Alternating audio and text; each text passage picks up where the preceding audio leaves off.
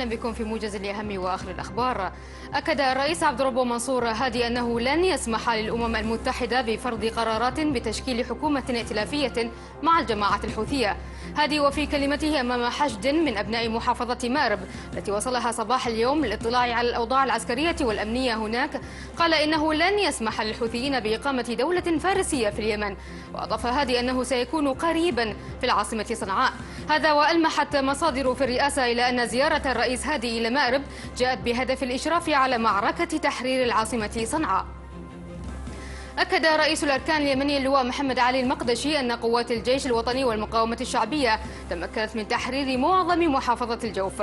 تصريحات المقدشي جاءت خلال تفقده لوحدات للجيش الوطني والمقاومة الشعبية على الخطوط الأمامية لجبهة القتال في محافظة الجوف.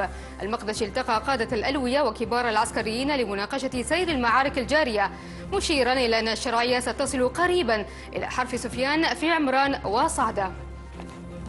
قال الناطق الرسمي باسم مقاومة صنعاء عبد الله شندقي إن جماعات الحوثي والمخلوعي صالح استخدمت مؤخرا أسلحة استخدمتها من الخارج خلال أيام الهدنة والمشاورة في الكويت. الشندقي أضاف أن تلك الأسلحة استخدمتها الجماعات الانقلابية مؤخرا في بعض الجبهات، منها جبهة نهم شرق صنعاء، ومن بينها صواريخ حرارية لم تكن تمتلكها في السابق.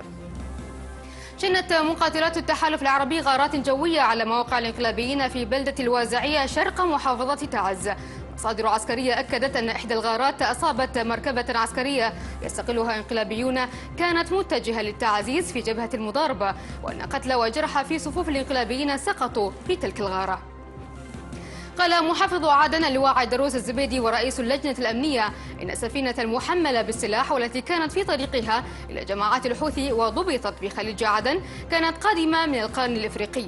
اللجنة الأمنية أصدرت بيانا ذكرت فيه أن رجال المقاومة الجنوبية تمكنوا من إلقاء القبض على سفينة تحمل على متنها كميات كبيرة من الأسلحة والذخائر، وذلك في منطقة الجزر السبع قبالة سواحل الصومال وجيبوتي. وأشار البيان إلى أن السفينة كانت قادمة من القرن الإفريقي ومتوجهة إلى منطقة المخا الواقعة تحت سيطرة الجماعات الانقلابية.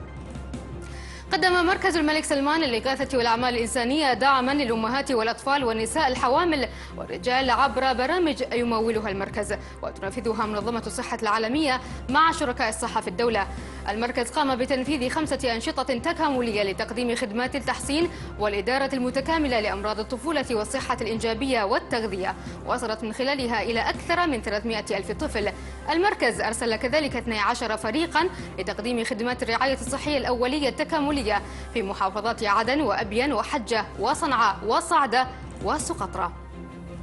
رياضيا يلتقي المنتخب الفرنسي نظيره منتخب البرتغال الليلة في المباراة النهائية لبطولة أوروبا لكرة القدم على ملعب سان دوني في العاصمة باريس.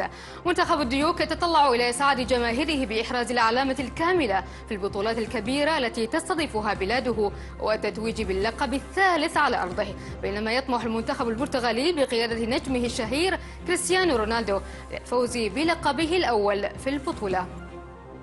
وفي الكرة الصفراء أنهت سيرينا ويليامز مشاركتها في بطولة ويمبلدون للتنس بشكل رائع بعد فوزها مع شقيقتها فينوس بلقب زوج السيدات. الثنائي الأمريكي انتصر على المجرية تيميا بابوش وياراسلوفا شيفيدوفا لاعبة كازاخستان بمجموعتين متتاليتين وبواقع 6-3 و6-4 بعد ساعات من تتويج سيرينا باللقب الثاني والعشرين في منافسات الفرد في البطولات الأربع الكبرى ومعادلتها للرقم القياسي. ختام الموجز، التفاصيل في النشرة القادمة. إلى اللقاء.